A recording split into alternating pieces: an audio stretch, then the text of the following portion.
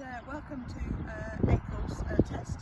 This is the final one of this series, but we will be hoping to run the series again this winter, so we look forward to seeing you again then. But I'm just going to explain this test.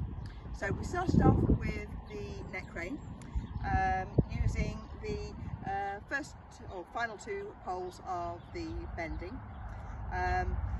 Now the important thing for the neck crane is that it is a style obstacle, and while you can do it at walk, trot or canter, most people choose to do it in walk just because you're more likely to get a perfect circle in your walk.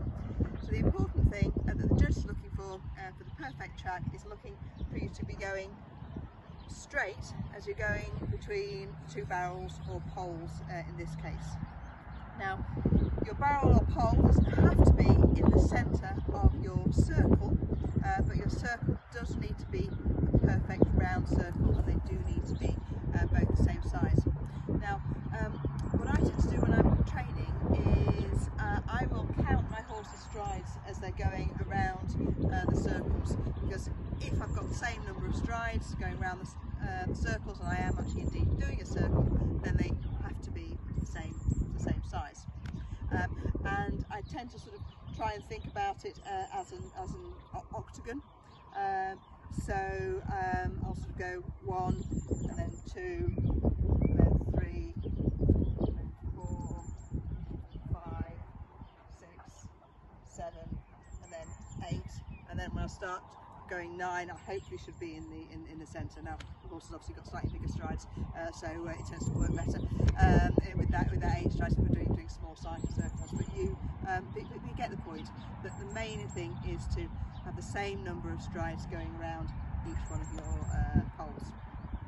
So the next obstacle was the immobility, and again just looking for the horse to be nice and parallel to the track of the bending poles for the 2 seconds, and coming back for the bending.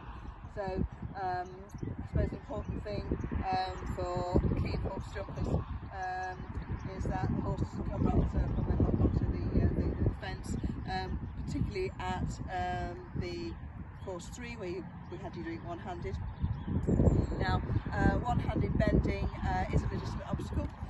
We did have one-handed bending in the British Championships, where the championships were held at Peebles, and it's also important because it allows us to make sure that you're bending the horse with your seat and leg rather than with your hand. So it is an important sort of skill to develop. Obviously in class 2 I allowed you to have 2 hands. So then we went to the turnabout box, which we saw in this series in February, but this time I made the box a little bit smaller. So we had 2.5 metres for class 2 and 2 metres for class 3. So at the moment I've got this set up at 2 metres, and again I think at class 3 I asked you to do it one-handed, again just for a bit of fun, but again for the same reason as the bending, so that you can turn the horse with the leg and seat rather than relying on the hand. So we then went to the we've got something here using pole and lead rope. So again here looking for the horse standing nice and parallel while you're sort of fiddling with your punch. Now the obstacles came out of the hat with the ticket punch right before the jump. So I've set that up with the ticket punch right in front of the jump, so you have to go from a halting obstacle to a jumping obstacle, but I've got enough distance here so that even if you're doing the 80cm jump in course 3, you've got plenty of distance to go from a standing to either a trot or canter to get over the fence.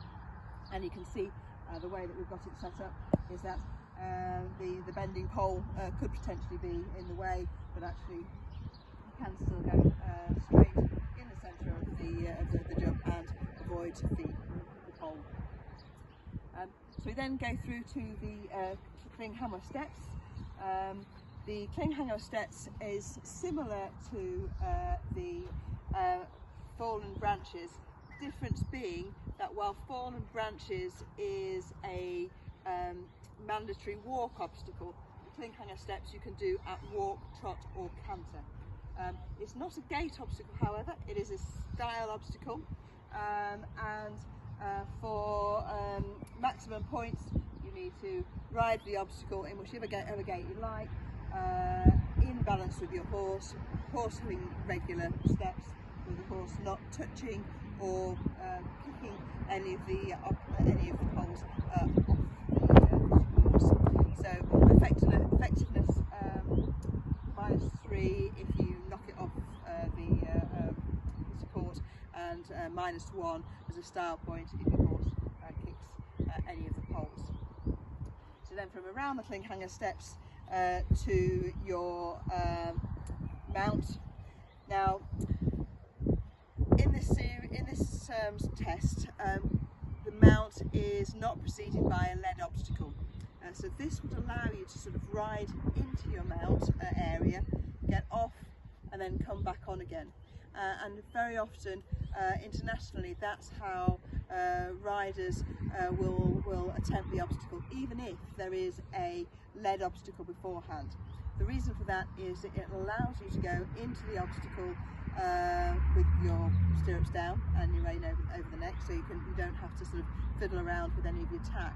But also it means that you can get a much better square halt if you are ridden, and it's much more likely than if the horse is being led, and also it's much quicker, and also horses tend in general to sort of